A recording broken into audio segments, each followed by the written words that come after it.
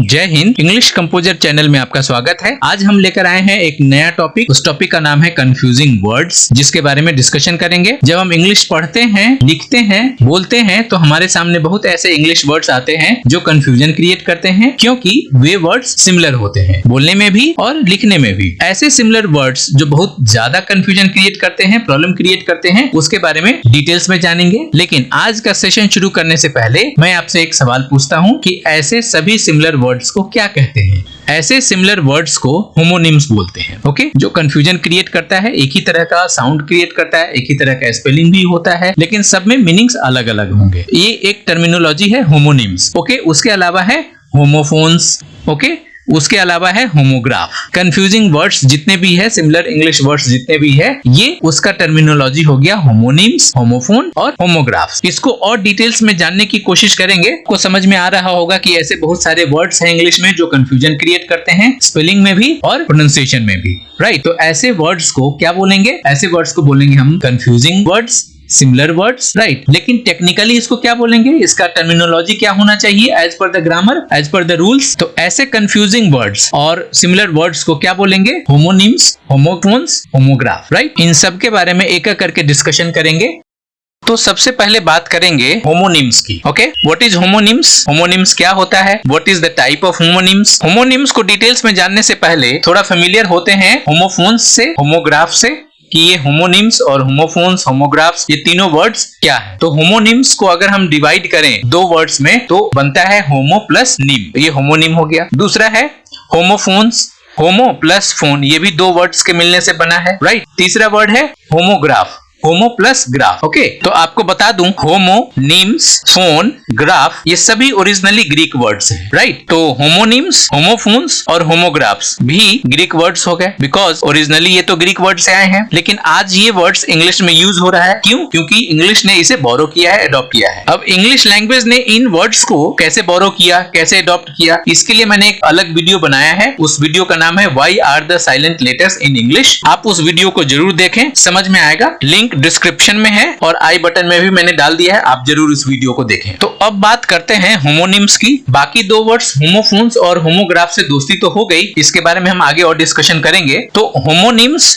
दो वर्ड्स के मिलने से बना है, होमो प्लस निम। राइट, इन तीनों वर्ड्स में कॉमन क्या है? इन तीनों में कॉमन वर्ड है होमो, और होमो का मतलब क्या होता है?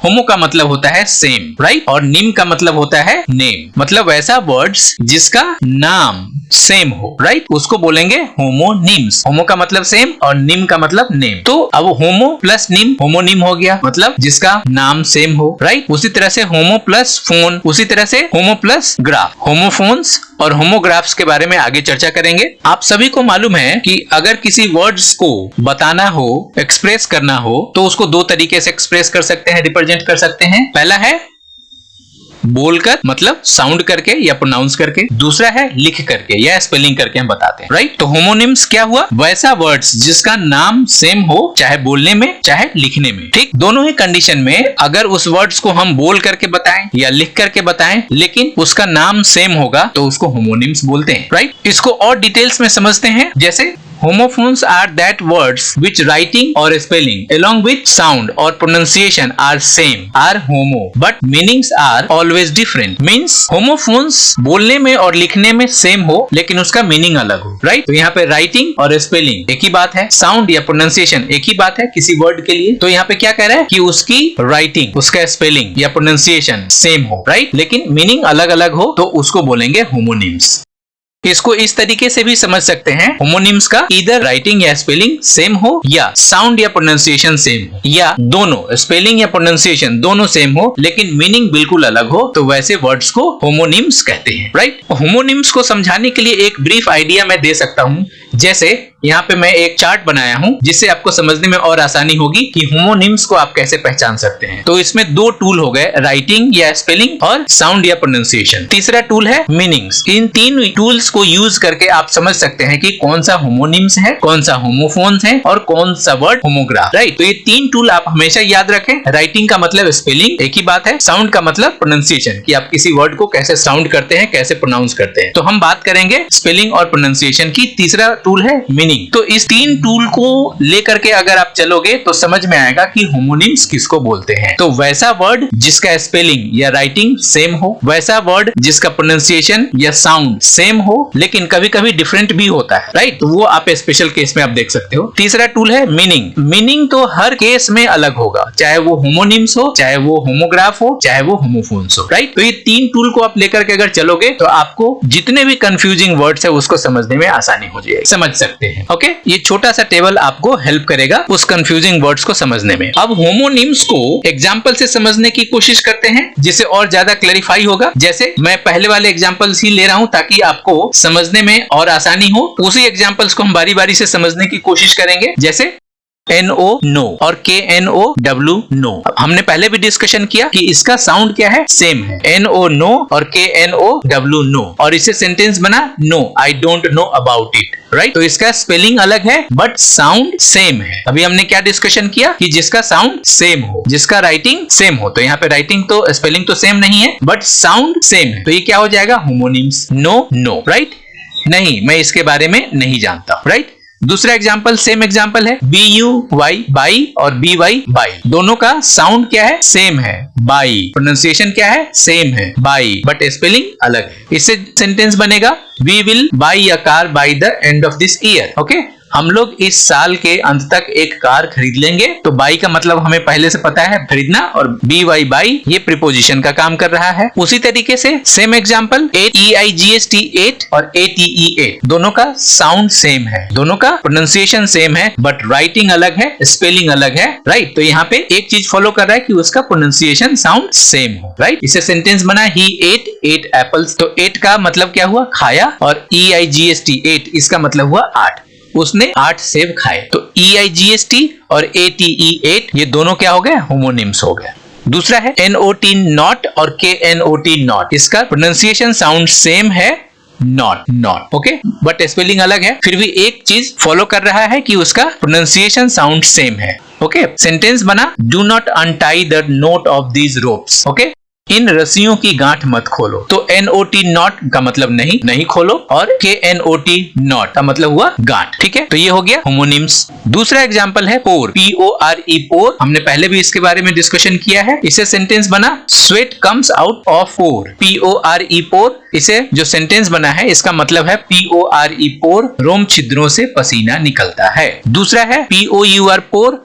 अब यहाँ पे देखो स्पेलिंग अलग है लेकिन प्रोनाउंसिएशन साउंड सेम है। ओके, तो ये आपको ध्यान देना है। अब इसे सेंटेंस हम लेके चलते हैं, do not pour water on the floor. तो यहाँ पे क्या हो गया, मीनिंग बदल गया, फर्श पर पानी न डालें, फर्श पर पानी न उड़ेलें। तो PORE पोर का मतलब हो गया रूम छिद्र, और POUR पोर का मतलब हो गया डालना, उड़ेलना, राइट। स्पेलिंग अलग है, साउंड सेम हो गया, प्रोनाउंसिएशन साउंड सेम हो गया, इसलिए ये होमोनिम्स हो गए। दूसरा एग्जाम्पल है मेल, MAIL मेल। अगेन हमने सेम एग्जाम्पल लिया है। इसे सेंटेंस बना I did not receive any mail, मुझे कोई पत्र नहीं मिला, मुझे कोई डाक नहीं मिला। तो MAIL मेल का मतलब हो गया पत्र या डाक। दूसरा है MALE मेल।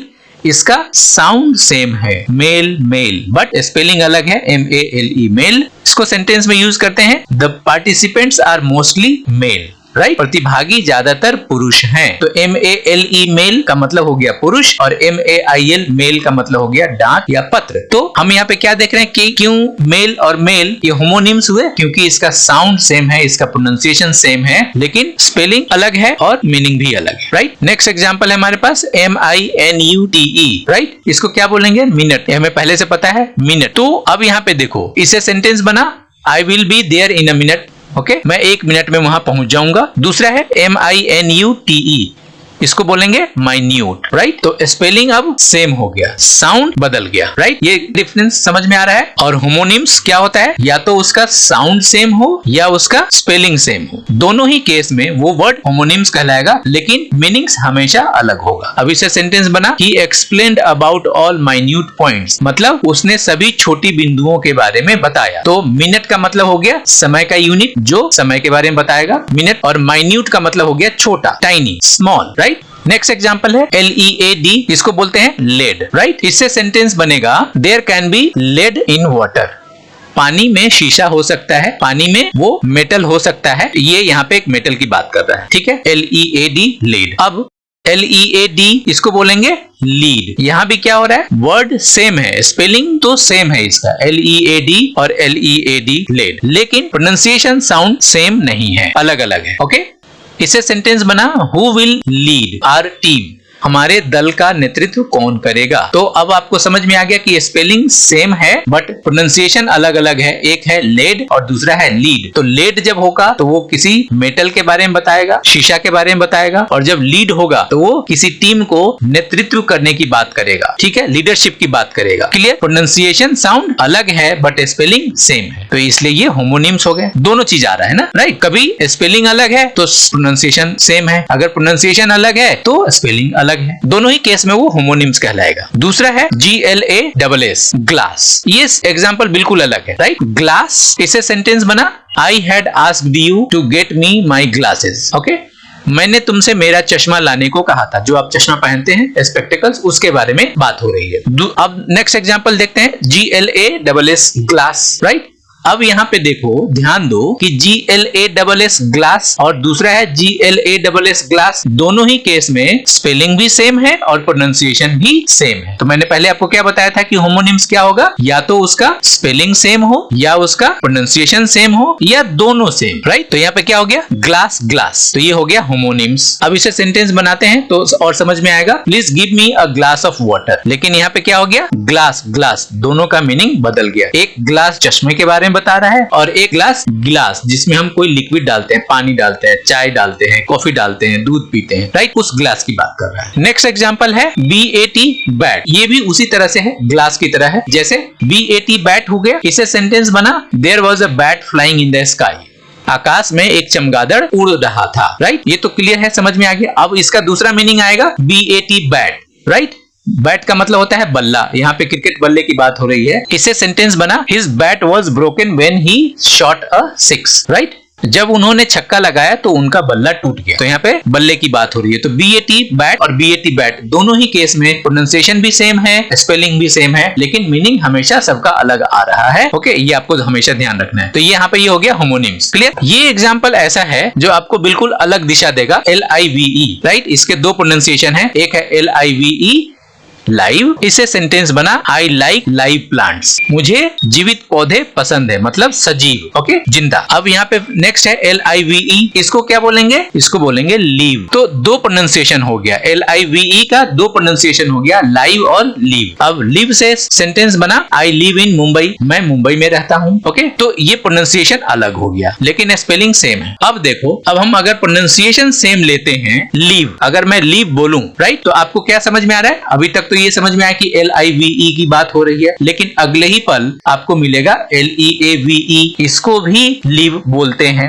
राइट। तो इसको सेंटेंस में यूज करो पहले, जैसे ही इज ऑन लीव और लीव मी अलोन, वह छुट्टी पर है, और दूसरा सेंटेंस है मुझे अकेला छोड़ दो। तो LIVE लीव और LEAVE लीव, दोनों लीव हो गया। तो यहाँ पे क्या हो गया, प्रोनाउंसिएशन सेम हो गया बट स्पेलिंग बदल गया। पहले वाले में क्या था, LIVE लाइव और LIVE लीव, यहाँ पे क्या हो रहा था, प्रोनाउंसिएशन अलग है लेकिन स्पेलिंग सेम है। क्लियर, तो ये होमोनिम्स के अलग अलग आपको वेराइटीज दिख रहे हैं, राइट, क्लियर हो रहा है। तो अब बात करते हैं टाइप्स ऑफ होमोनिम्स की। होमोनिम्स कितने तरह का होता है, होमोनिम्स दो तरह का होता है, होमोफोन्स और होमोग्राफ। तो होमोनिम्स दो भाग में बटा क्यों, इसका क्या रीजन है, इसके बारे में भी चर्चा करेंगे। तो सबसे पहले तो ये जाने कि होमोनिम्स दो भाग में बट गया, होमोफोन्स और होमोग्राफ के बीच में, राइट। इसको समझने के लिए हम अगली स्लाइड में चलते हैं।